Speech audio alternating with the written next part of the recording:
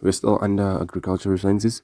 For those who are doing agricultural sciences, I'm making these videos just to help you get the inner side of that agricultural sciences. Is not just it's not a complicated subject. Thank you for joining me today. Lastly, we discussed the alimentary canal of a cattle, right? So right now we're going to discuss the alimentary canal of a pig, which is part of the non non-ruminant, you see. So um so without wasting any time, we'll be looking at section 1.1, right? um which will be we're still under unit 1.1, which is animal nutrition, right? So let's get the lesson going. The alimentary canal of non-ruminants, right? So firstly, guys, you'll be like, what's this guy taking all these things? Firstly, I'm using what I'm creating slides. This is part of my work. I didn't copy it somewhere or do something. I'm writing these notes for you guys.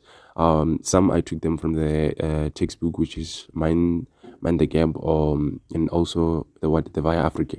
So what I'm trying to say is that I'm creating slides, just to make notes easy for you guys, so that when you write notes, you write straightforward notes. You don't write like according to textbook knowledge. What I'm trying to say is that, like, they will be like saying according to what, like they are explaining everything. So now I'm going straight to the point, making notes easy, so that you can understand, and then we'll be treating question papers afterwards, after the lessons, and then hopefully you'll go along and you'll gain some knowledge. Thank you for being in this lesson. So let's continue, guys.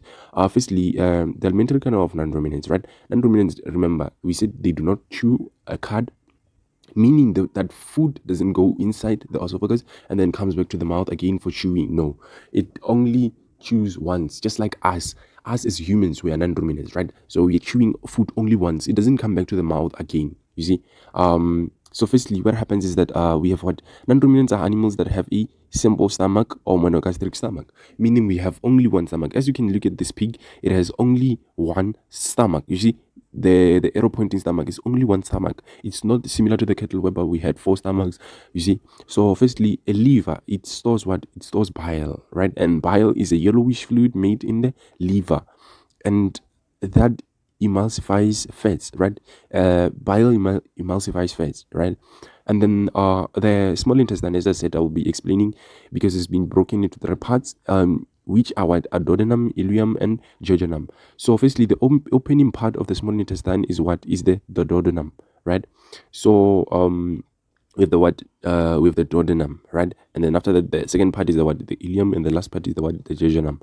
And then the large intestine, it's also broken into three parts, which are what? The rectum, which is the last part closest to the anus. And remember, I said a pig has anus, a cattle has anus, we have anus, and only the what? The chicken or a fowl has a locker. Remember that. And then what happens is that the rectum, and also the caecum there, you see. And then we have the what? It also has the colon. They didn't illustrate it in this in this diagram, but it's part of the large intestine parts, you see. And then the salivary glands, right? The salivary glands, what happens is that they contain a salivary amylase or ptyalin, right? Ptyalin or salivary amylase, which contains what? A acidic or a pH of 7, right? Those salivary amylase. The salivary amylase, remember, they come out, reason being because of what? Maybe they will be craving food, like just like us as non-ruminants, right? Like as humans, we do what? When we crave food, or when we crave something, like we do what? Like the saliva starts coming out, you see. But the saliva has a pH of 7 or acidic, right? And then the stomach of a pig corresponds with that of ruminants, which is abomasum. As I said it in the previous lesson, I said they can ask you this question. The stomach of a pig, it corresponds with that of a what? Of a ruminant, which is a what? Abomasum. And remember, abomasum is a true stomach, right? So it corresponds with the what? With a true stomach of pigs, or a real stomach of pigs. There you see it, guys. And then that's that. Like that's the only parts you need to know about a pig. And then our lesson ends here, guys. I hope you enjoyed and learned some of the things, and I appreciate you coming back oftenly to my channel. Thank you so much. I appreciate it. And up next, it's what section 1.2. And we will continue learning. Remember, agricultural resources. It's a long. It has a long chapters, right? But I will break them down, and you'll see that this subject is easy. Thank you for watching my videos. I appreciate it.